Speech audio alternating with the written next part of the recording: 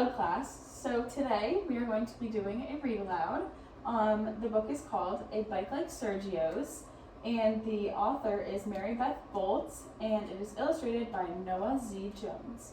So our two main characters in this book are Sergio and Ruben, and based on the cover, could you both tell me what you noticed?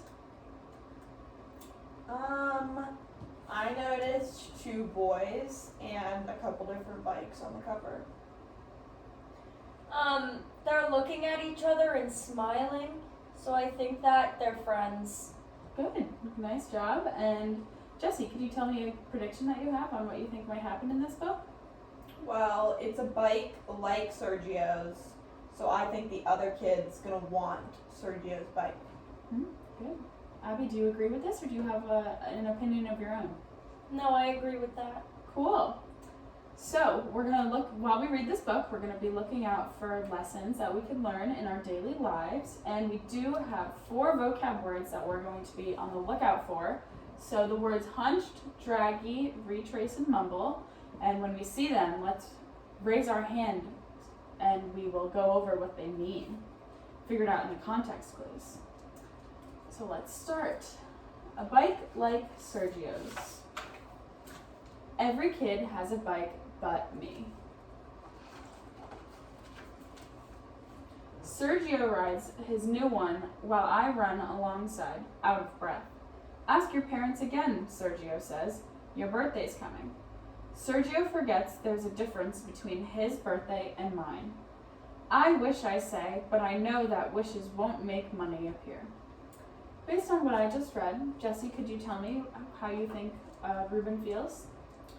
I think he feels sad. Yeah? Could you elaborate on that?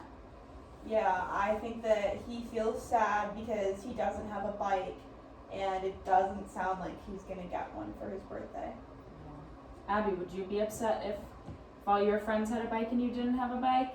Yeah, I would. Yeah, I would too. At Sonny's grocery, Sergio buys a pack of football cards. I stand in line, mad, with the bread my mom wants, waiting behind the lady in the blue coat who we see all the time. She steps up to pay and gathers her bags. In the shuffle, her purse tips. $1 floats to the floor and no one sees. Abby, what do you think is going to happen? I think Ruben is going to take the money that fell. Yeah? Ooh.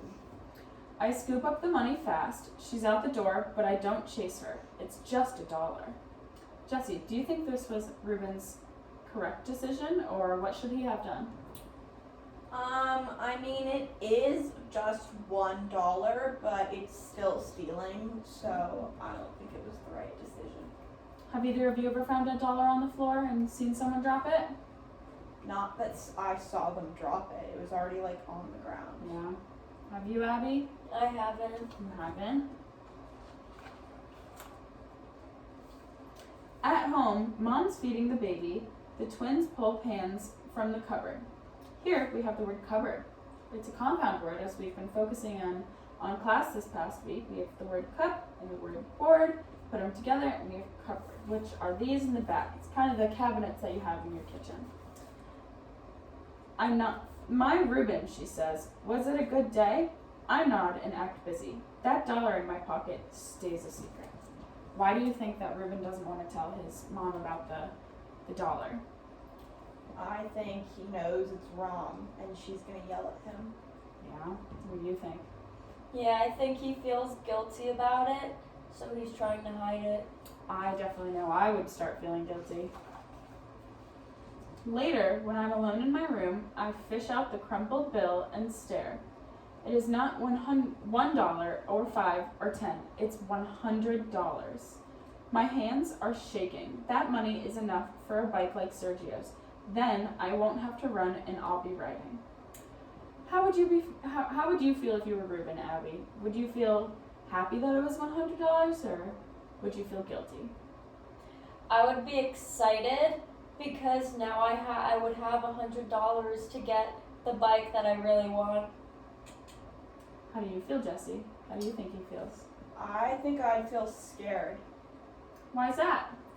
I'd be nervous that somebody would find out because $1 isn't a lot, but $100 is a lot of money. Yeah, it is a lot. $1 definitely wasn't a lot, but 100 definitely changes the playing field of it. Mm-hmm. Dad gets home from work late and tucks in my little brothers. When he gets to me, I squeeze my eyes shut and stay still as a stone. I know I used to fake sleep when I was a kid when my parents would come into the room. In the morning, the $100 bill is safe in my backpack. When I get to school, Mr. Grady says we'll be learning about money in math. He sets up a store with fake bills and coins and pictures of things we can buy. I joke around and blow all my play money on a camera right away. Me on my bike is all I can think about. We stop at the bike shop after school. Inside, I walk the rows and find one like Sergio's, but silver. Man, you look good on it, Sergio says, and it's true. But I know if I ride home on a bike like that, I'll have to tell my parents where I got the money. I'll talk to them tonight, I say, and Sergio high-fives me. What do you think Ruben's parents would say if they found out that he found a random $100 bill and brought it back home, Jesse? I think they'd make him give it back Yeah. Why do you think that? because it's wrong to steal. It's not his money. He's not buying the bike from his own money. What do you think, Abby? Yeah, I think his parents are gonna be really mad at him. Yeah, I think mine definitely would be not the happiest with me either. At home, Mom is making a grocery list for Saturday. She walks her fingers through the cash in her wallet. Then she crosses things off. Maybe next week, she says. She looks up at me and smiles. Me with the 100 in my backpack, her crossing things off. Abby, what do you think this is saying if she has to cross items off the list and they can't go grocery shopping? What does that mean about Ruben's family? That they struggle for money and they don't have a lot of it. Yeah. Sometimes people have more than others and it happens. Then she hands me a $5 bill. On your way home tomorrow, could you pick up orange juice at Sonny's? When she mentions Sonny's, I feel the sweat. What if the lady in the blue coat is there? What do you think is going to happen? Would you feel nervous if you were going back to Sonny's? Yeah. I would definitely feel nervous. Yeah. I hope he doesn't bump into her again. I wonder if he will. I take my stuff to my room, dump my papers out of my backpack, and that's when I see it. The zipper that was closed is open just enough, and the money that was there is gone. Heading out the door, I mumble to Mom, I'll be right back. And as you see there, we have the word mumble, which means he didn't speak very clearly, so he kind of just ran out the door quickly and said he was going to do something to his mom, and who knows if she understood. So what do you think happened to the money, Abby? I think that somebody stole it. Yeah, what do you think? I think that the pocket was open, so it just fell out. Yeah. That's a lot of money to lose right there. I definitely wouldn't want to lose it. Mm-hmm. Rain is falling as I retrace my steps from school to bike shop to home. So we have another vocab word here, retrace, and from the context, we have rain is falling as I retrace my steps from school to bike shop to home. What do you think the word retrace means, Jesse? I think that he went back, he went home and he went to the bike shop and he went to school and did everything that he did before to figure out where the money was. You are exactly correct. Good job. Leaves and money look the same. Rain and tears feel the same. It's nowhere. Abby, based on the pictures, how do you think Ruben is feeling right now? I think he's feeling really sad. Why is that? Well, based on all the pictures, he has the sad eyes and a frowny face, and it also says rain and tears feel the same. And I don't know, Rain is just really sad. Yeah. Good observation. I walk hunched and draggy to school the next day while Sergio rides circles. See? Based on the pictures. Yes? You see something? Isn't hunched a vocab word? Correct! Isn't draggy also a Yes, vocab they word? are both in the same sentence. And so based on the picture and the context clues, how does it look like Ruben is feeling right now? Not happy. Yeah. So I'd say that hunched and dragging it looks like he's not in the best mood and he's walking as if he's kind of upset that day. Poor Ruben. My brother built a ramp in the alley and I went airborne, he says. If you get that bike, you can use it. I don't tell Sergio that I won't be getting any bike at all. The day stretches out. How many nickels in a dollar? Mr. Grady asks. How many quarters in a $5 bill? When the bell rings, I pack my backpack with homework and notes and tell Sergio to ride home without me. Abby, how do you think Ruben is feeling right now? I think Ruben is still feeling really sad about losing the money and losing the chance to get the bike. Yeah, I could definitely agree with you there. I even start to feel embarrassed, maybe. With everyone crowding in a hurry, I spot something. The smallest zipper inside, still closed. This was the pocket, not the other. I slide it open and I am rich again. To get that bike, I have to tell. I race to Sonny's as fast as riding and rush to the back of the store for the juice. Someone bumps me. The apologies in a soft voice. I turn. My feet are frozen, watching as the lady in the blue coat makes her way to the counter with her eggs. She reaches into her purse. And like a hot blast, I remember how it was for me when the money that was hers, then mine, was gone. I leave the juice behind, and this time I follow her. Jesse, what do you think is going to happen? Could you tell me a prediction? I think he's gonna give her the money back. Yeah, what do you think, Abby? I agree with Jess. Yeah.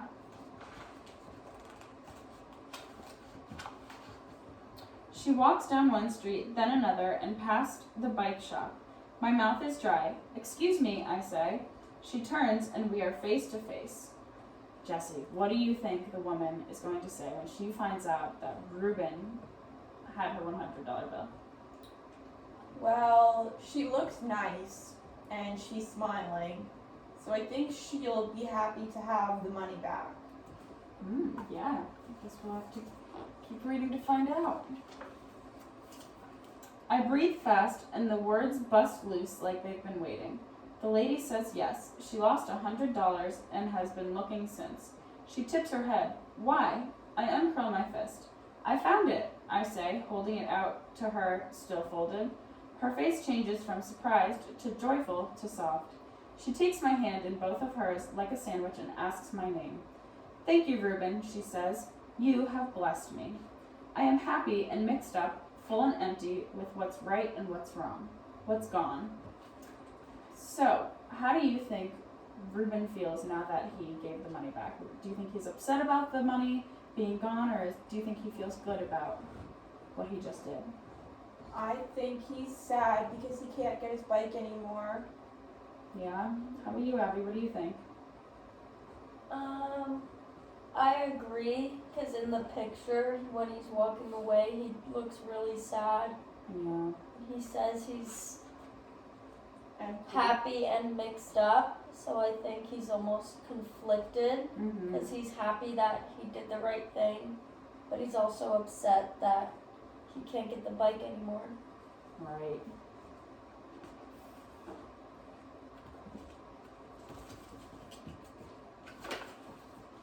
At home, everyone is waiting, and the lost and found story is mine to tell.